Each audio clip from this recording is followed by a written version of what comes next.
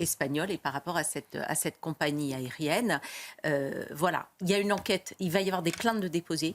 Une enquête nous dira exactement ce qui s'est passé, pourquoi ça s'est passé. Est-ce que là, le communiqué de la compagnie Vueling reflète ou pas la réalité?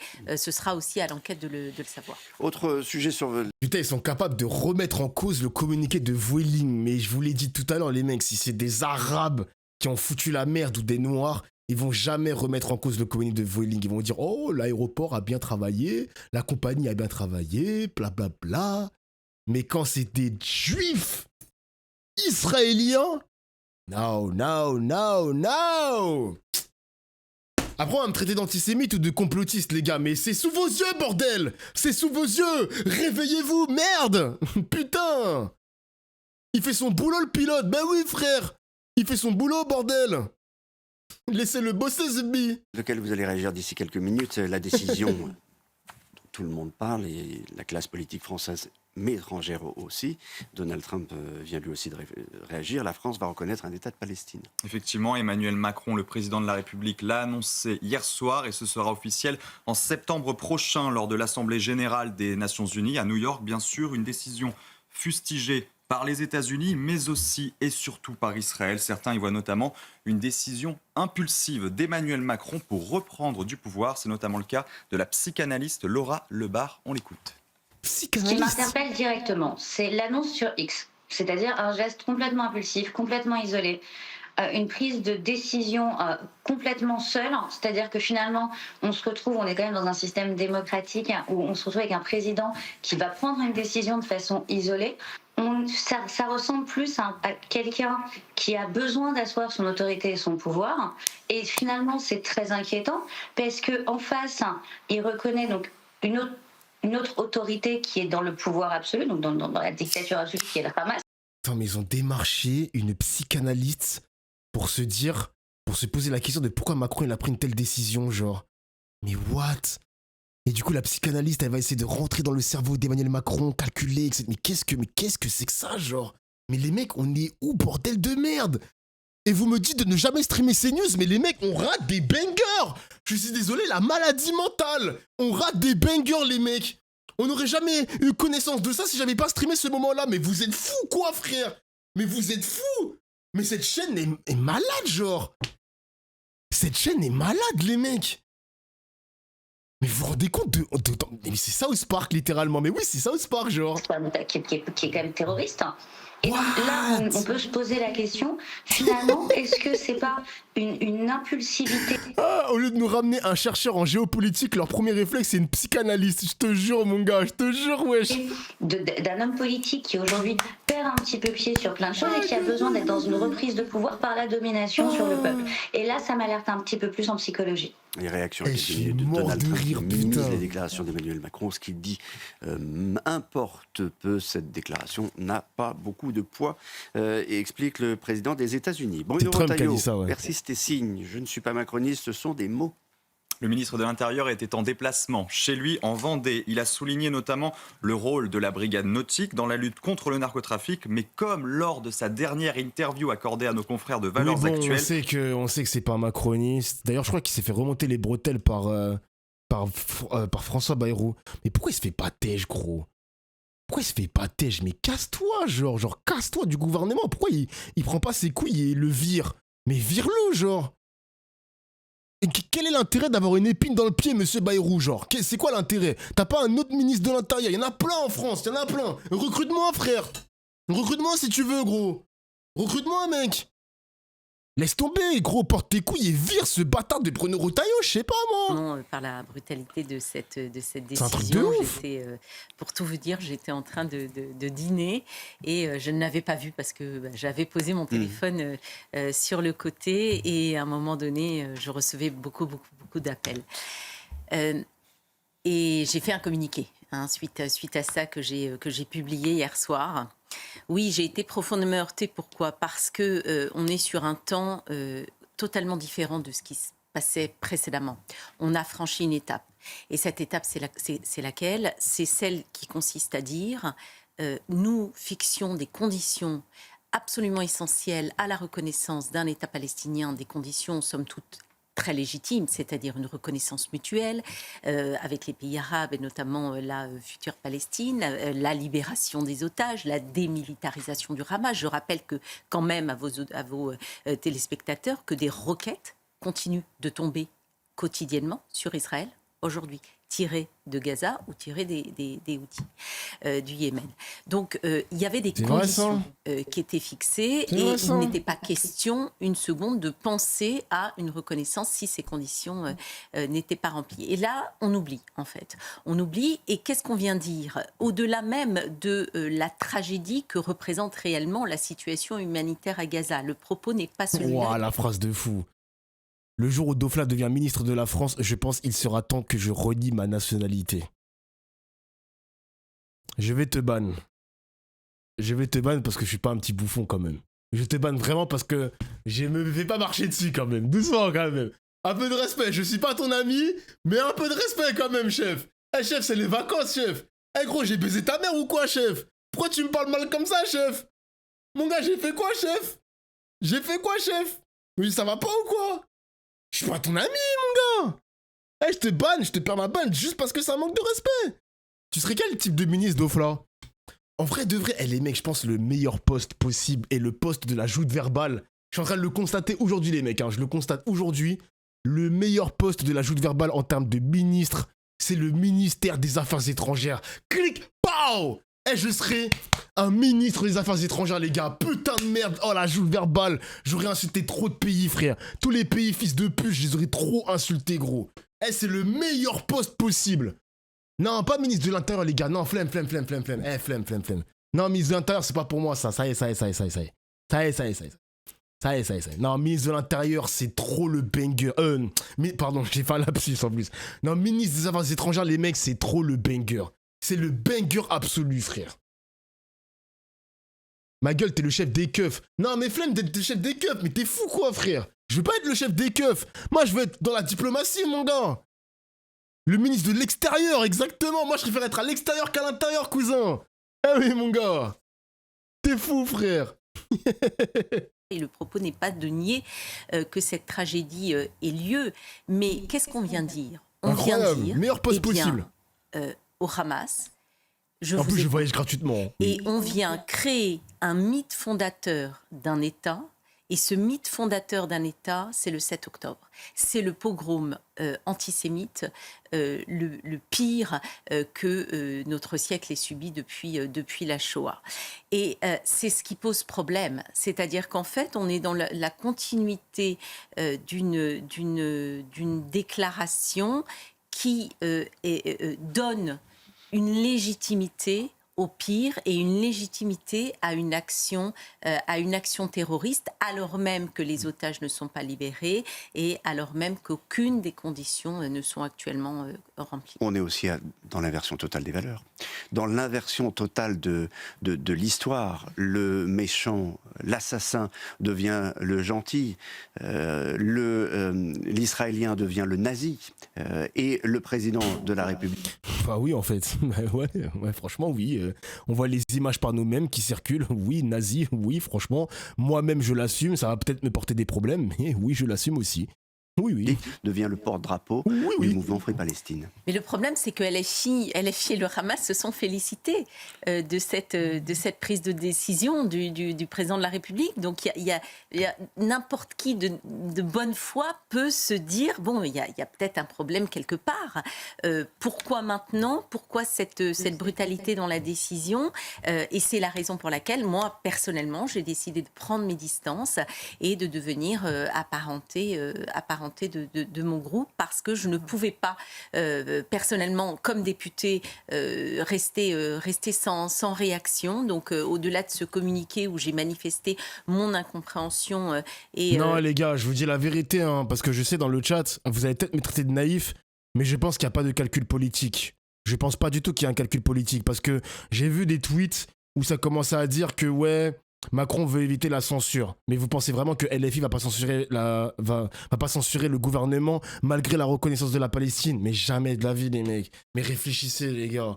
Vous dites que Macron il veut éviter une censure parce qu'il reconnaît l'État de Palestine. Mais qu'est-ce que vous racontez, les mecs? Qu'est-ce que vous racontez? Mais les filles, ils vont évidemment censurer, frère. Ils vont censurer, on s'en bat les couilles, genre. Merci pour la reconnaissance, mais le combat continue, les amis, hein. Le combat continue, genre. Macron, il a rien acheté, hein. Il a rien acheté du tout, hein. Donc là, je parle que de LFI, hein. Est-ce qu'il y aura une censure de manière générale? Les gars, j'en sais rien. Mais il y en a qui disent que Macron, il a reconnu l'État de Palestine parce qu'il veut s'acheter une non-censure de LFI. Mais jamais de la vie, jamais de la vie. Le combat continue, les mecs. Eh oui. Et ma colère face à cette décision, vraiment, très sincèrement, je ne pense pas qu'on puisse aller vers la paix comme ça. Parce que qu'est-ce qu'il va y avoir à négocier demain? À partir du moment où on négocie en amont, qu'est-ce qu'on négocie demain? De là, tes modérateurs, c'est des macronistes. Ah ouais? Pourquoi? Qu'est-ce qu'ils ont dit ça? Ils ont dit quoi, pardon? Mes modérateurs sont des macronistes.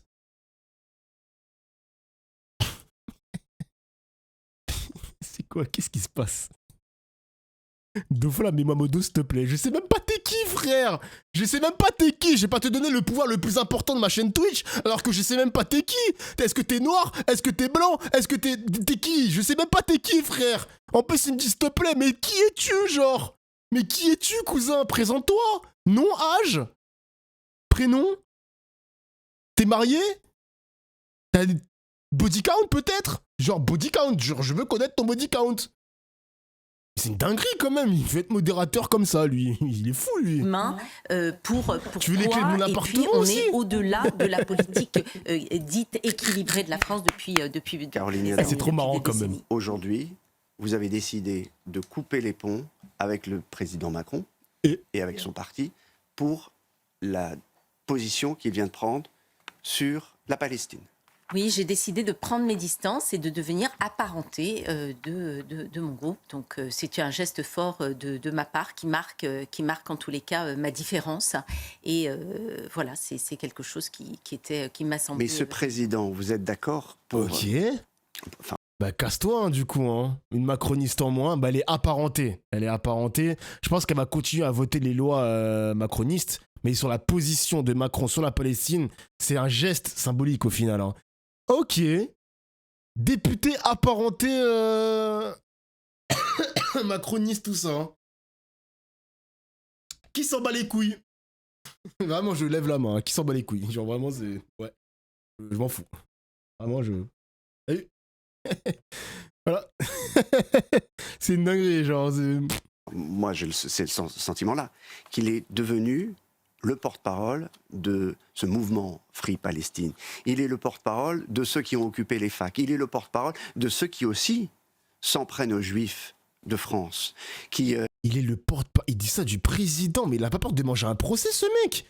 Il dit du président qu'il est le porte-parole des personnes qui frappent des Juifs, genre. Allô, genre, il a pas peur du procès, lui. C'est quoi ça, Bolloré? Il a le bras long à ce point, genre, pour qu'il dise des trucs comme ça. On parle du président, là. C'est quoi, ce bordel? Oh! Les associe à ce qu'ils appellent un génocide. Ce qui est sûr, c'est qu'aujourd'hui, sale sioniste génocide... Attends, c'est quoi ce message?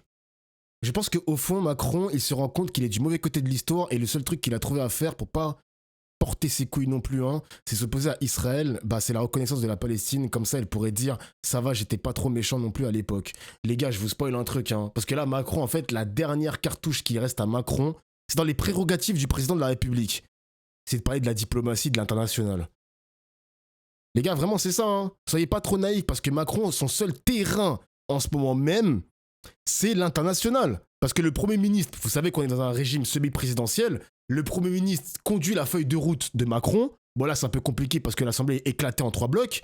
Mais le délire de reconnaître l'État de Palestine, s'opposer à Israël, etc. Bon, frérot, c'est dans les prérogatives du président de reconnaître des États, de parler de l'international, de négocier avec d'autres pays, etc. Enfin, il n'y a rien de fou, hein.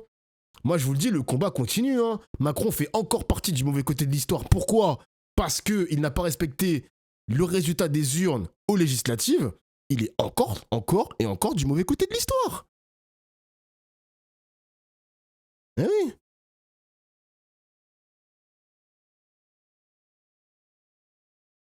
Ah oui, mais oui. Considère à remplacer Bon, Saliou. Tao, bonnes vacances, c'est bon, tu me casses les couilles là.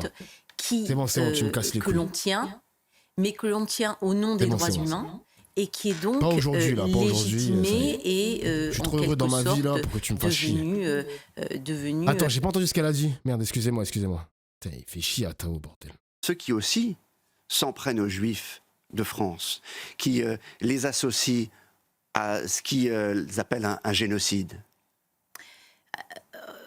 Ce qui est sûr, c'est qu'aujourd'hui, sale sioniste génocidaire a remplacé sale youpin. C'est l'insulte que l'on tient, mais que l'on tient au nom des droits humains et qui est donc légitimé et en quelque sorte devenu Youpin, les mecs, c'est juste juif, non? Sale Youpin.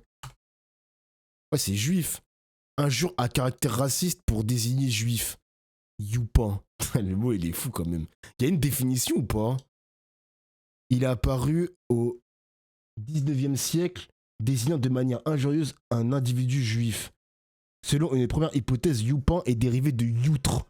Une deuxième hypothèse le fait dériver de Yahoudi, emprunté à l'arabe Yahoudi, qui l'emprunte à l'hébreu Yahoudi, qui veut dire juif. Wesh. 3 fois Yahoudi.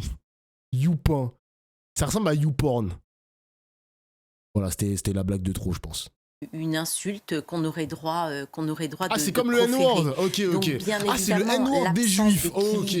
Dans le conflit et dans la guerre qui est la guerre du Hamas et d'Israël, cette absence d'équilibre. Attends, Twitch. Twitch. En fait, c'est du journalisme Twitch. Je ne savais pas, en fait. Je ne savais pas. On a lu littéralement la définition de... Ok. Ça va le chat? C'est ça ou quoi? Ah merde, je savais pas du coup, ok. Alimente la haine des Juifs. Simplement, vous avez peur que cette décision ait un impact et des conséquences sur les Français juifs? Mais vous savez, les Français juifs, et puis j'en reçois des témoignages tous les jours, des dizaines et des dizaines de témoignages, sont absolument effrayés par la situation aujourd'hui en France. Situation dans une indifférence en fait généralisée. C'est ça qui est terrible, c'est que les valises imaginaires sont de nouveau dans l'entrée, prêtes à partir, parce que il y a de nouveau un sentiment de grand danger et un sentiment d'impunité des agresseurs de juifs en France, parce que tout cela, encore une fois, d'abord est porté par un parti politique, et c'est quand même la première fois à ce point-là que c'est porté par un parti politique qui était... Stop cry, girl! Oh, cry, more cry! Fais que de pleurer, frère! À aucun moment, il y a le drapeau bleu, blanc, rouge. C'est que Israël par-ci, les juifs israéliens par-là. Ça y est, chef! Ça y est. Les filles, et parce qu'on ne mesure pas l'importance, en fait, de cette haine et de ce qu'elle... Mais le chef de l'État peut faire cette analyse. Il est intelligent, c'est quelqu'un qui connaît, c'est quelqu'un qui mesure, d'ailleurs, qu'en France, il a la plus grande communauté juive d'Europe, mais il mesure aussi, peut-être sans doute, qu'il a aussi la plus grande communauté musulmane d'Europe. Écoutez, il faudrait lui demander personnellement ce qu'il mesure ou ce qu'il ne mesure pas. Ce que je sais, c'est qu'aujourd'hui, l'antisémitisme et la haine des Juifs en France n'a jamais été aussi prégnante, aussi importante et aussi diffusée dans une indifférence quasi généralisée et banalisée. Mais vous dites qu'aujourd'hui, Emmanuel Macron pourrait en être le complice. Je dis que tout ce qui... Macron peut être le complice de tout ce bordel, mais le mec, il a peur de rien, genre. Il a peur de rien. Allô, mais ça va pas la tête. Contribue à l'absence d'équilibre dans les déclarations des uns et des autres, et notamment la reprise de certains thèmes ou le fait de ne pas évoquer ce qu'on doit évoquer toujours au même moment qu'on évoque la tragédie de Gaza, on doit jamais oublier les otages. On doit dire que non, il n'y a pas de génocide et il n'y a pas eu de génocide à Gaza parce que les mots ont un sens, parce que le dévoiement des mots, c'est aussi ce qui fait le plus mal. Oui, ce qui est hallucinant, en fait, c'est que le grand gagnant, c'est